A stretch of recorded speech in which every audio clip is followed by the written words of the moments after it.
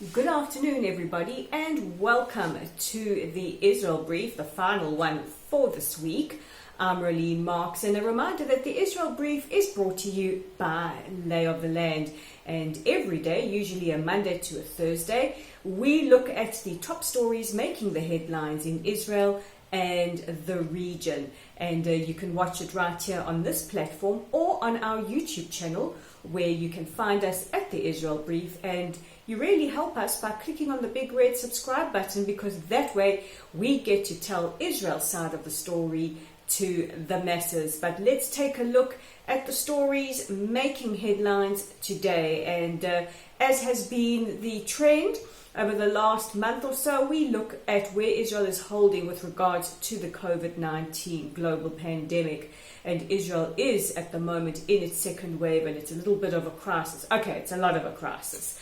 In the last 24 hours, a reported 9,000 infections, another record high, which is really frustrating a lot of us because we are sitting in lockdown. And however, there are many that still continue to flout the lockdown regulations. And of course, there's been a lot of conjecture, the finger of blame pointing at a lot of people, namely the government. And Prime Minister Netanyahu said that exiting this lockdown period could take as long as a year.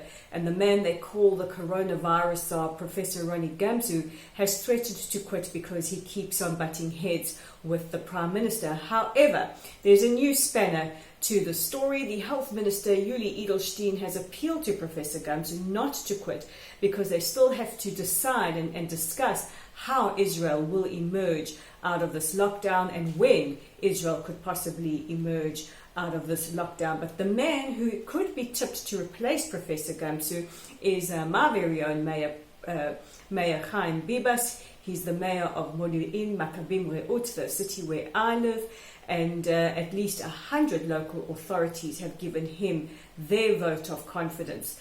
So, while we discuss issues around health, this, of course, is also a very political issue.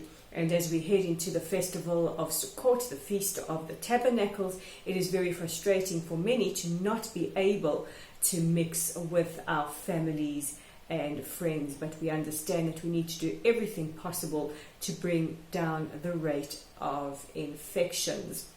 In other news, we now look to Belgium, and we don't often discuss European countries here on this channel, and this story is one that is really cause for concern. Members of the Belgian Jewish community have raised the concern that the incoming Belgian government could be very hostile towards Israel.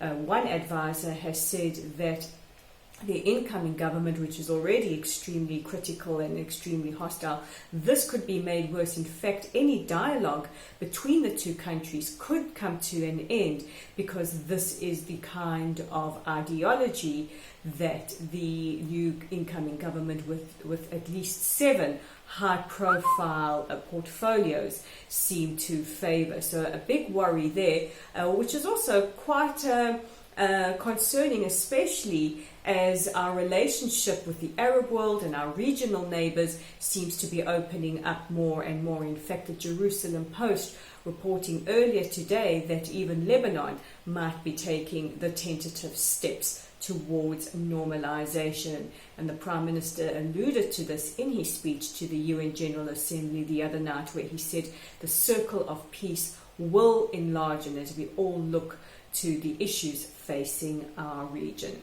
And our last story takes us from Europe to South America, now to Uruguay, where the Uruguayan foreign minister has removed his office's director general from his post. Pablo Sander voted last week in a UN resolution against the State of Israel, blaming the State of Israel for the situation of Palestinian women and girls, saying that their rights are continuously violated. And Uruguay has a long-standing policy in support of Israel, and the Director General has been removed, and the Foreign Minister reiterates that Uruguay will continue in its long tradition of supporting Israel, especially at the UN. And this is also very interesting, because while we are talking about normalization and while countries are busy addressing the UN General Assembly in the annual run of presidential and prime ministerial addresses, we have seen both Bahrain and the UAE give their annual address, and for the first time in their history they have not referred to the Arab-Israeli conflict, or now the conflict between the Palestinians and Israelis. They have not spoken about Palestinians or promoted a two-state solution or promoted any of the issues that the Palestinians normally expect them to do, and neither have they castigated or put any pressure on Israel to do so, or to pay attention to what the Palestinians want in their final status or final kind of state.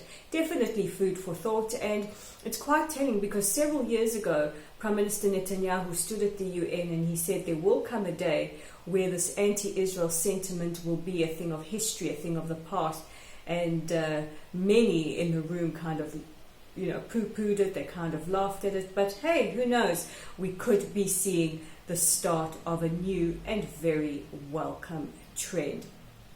Those are the top stories making headlines in Israel as we head into the weekend and into the festival of Sukkot. But if you're looking for reading material, look no further than our website, and you can find us at www.layoftheland.online. We have a whole host of new and original content up on our site. It's also up on our Facebook page. You can find it there. Like it, share it, give us a follow, give us a like.